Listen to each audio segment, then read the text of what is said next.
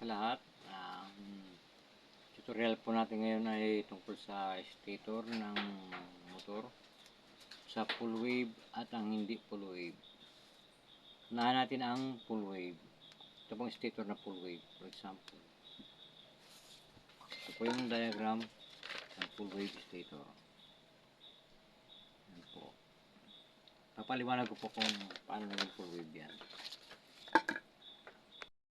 Ang full wave na stator, ganito po kasi ang full wave. Pag tinis mo itong out nya, wala po siyang ground dito. I-buzzer natin. Tumutunog yung buzzer. Yan. Walang ground yung stator nya.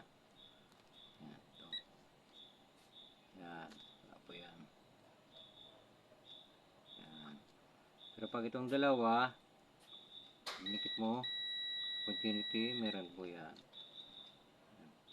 Yan po. Ang in tsaka out ng stator. Katulad po nakasulat dito. Yan po. Yan. Ito. Dito. Yung dulo. 6 coil po yan. 6 coils. Yan po yung 6 coils.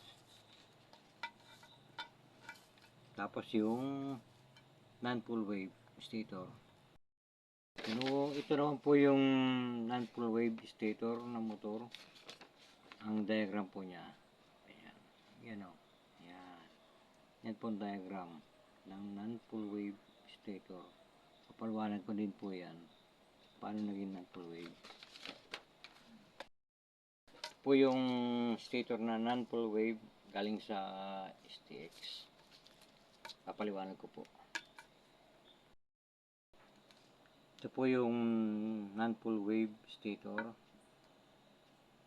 Ang diagram po nito,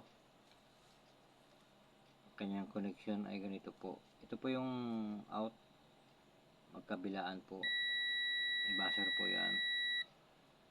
Pero pag renound mo, magkakaroon po rin ng connection. Ito.